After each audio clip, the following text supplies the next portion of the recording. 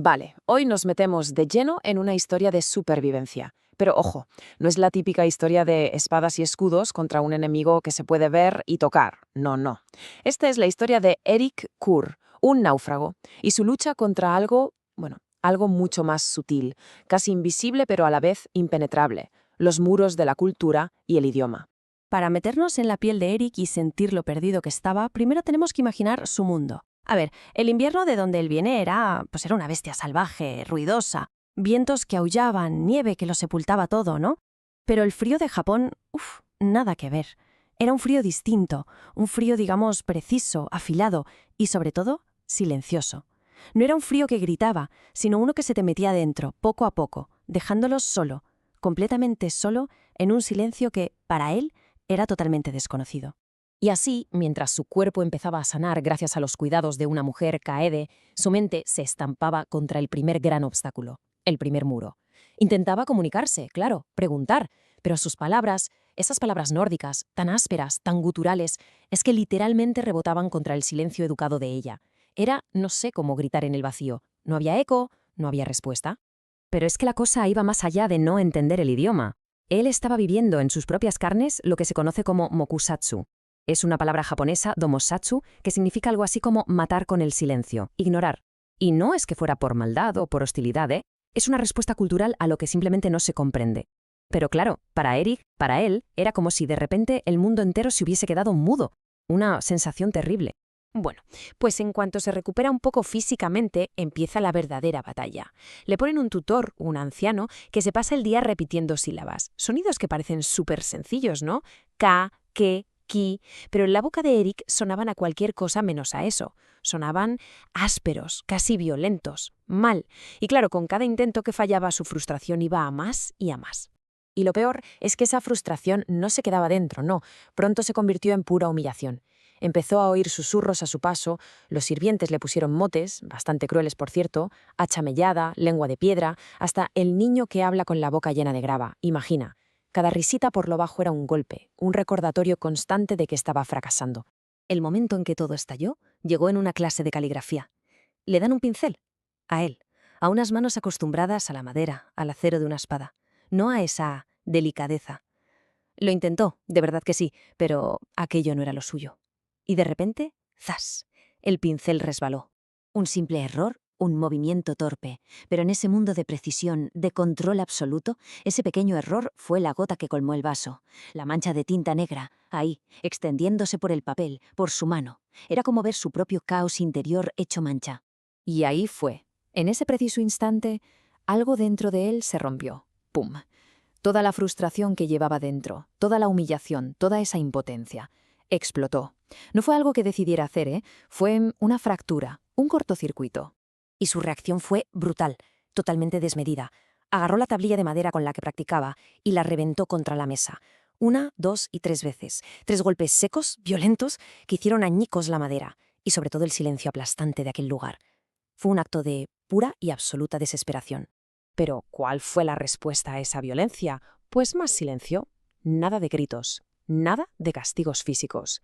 El tutor simplemente se levantó y se fue, sin decir ni una palabra. Y más tarde apareció Ichiro, el que mandaba allí, el administrador del castillo. Y lo mismo, ni gritos, ni amenazas, solo una mirada. Una mirada y un silencio que pesaban más que cualquier bronca. El castigo fue metódico y silencioso, por supuesto. A la mañana siguiente va a la mesa y no hay cuenco para él. Kaede, la mujer que le cuidaba, pasa de largo, como si no existiera. Y la puerta del jardín, que era su único escape, su único refugio, cerrada a cal y canto. Le estaban dando una lección, pero no con golpes. Usaron el arma más potente que tenían, el ostracismo, el aislamiento. Y aquí llegamos al punto clave, al punto de inflexión. ¿Qué pasa cuando la fuerza bruta, la rabia, choca contra un muro de paciencia? De una paciencia que no se mueve, que no cede. Pues que no sirve de nada. Toda la identidad de Ericard se basaba en la fuerza, en la resistencia. Pero aquí, su rabia era inútil, completamente inútil. Tuvo que parar y replanteárselo todo, toda su forma de sobrevivir. Y es aquí donde tiene la gran revelación. Se da cuenta de que luchar de frente, a lo bruto, es una pérdida de tiempo y de energía. Entiende que para sobrevivir tiene que aprender las reglas del juego de este nuevo mundo. Y la regla número 1, la llave maestra para todo lo demás, era dominar ese idioma que hasta ahora había sido su peor enemigo. Así que cambió de táctica. En vez de luchar contra él, decidió asediarlo. Su manera de afrontarlo cambió radicalmente. Dejó de intentar forzar los sonidos, de pelearse con las palabras, y empezó a hacer algo mucho más importante: escuchar. Escuchar de verdad. Se dio cuenta de que el japonés tenía un ritmo propio, una cadencia, casi como el latido de un tambor. Y él, pues como el remero que aprende a seguir el ritmo del tambor para avanzar, empezó a moverse con ese sonido. Una semana después del incidente, buscó a su tutor. Hizo el gesto correcto, se arrodilló y con un japonés todavía roto pero entendible, dijo las palabras: «Disculpe mi comportamiento, estoy listo para continuar». Y eso no era solo una disculpa, era mucho más. Era una declaración de intenciones. Era decir: «Vale, he entendido, estoy dispuesto a jugar con vuestras reglas». Y la respuesta fue inmediata. Y, cómo no, silenciosa. Esa misma noche, su cuenco de arroz estaba de nuevo en la mesa. La puerta del jardín, abierta de par en par. Nadie le dijo nada, no hubo sermones. Simplemente le demostraron, con hechos, que la cooperación y no la pelea era la forma de ser aceptado allí. Avanzamos 3 meses.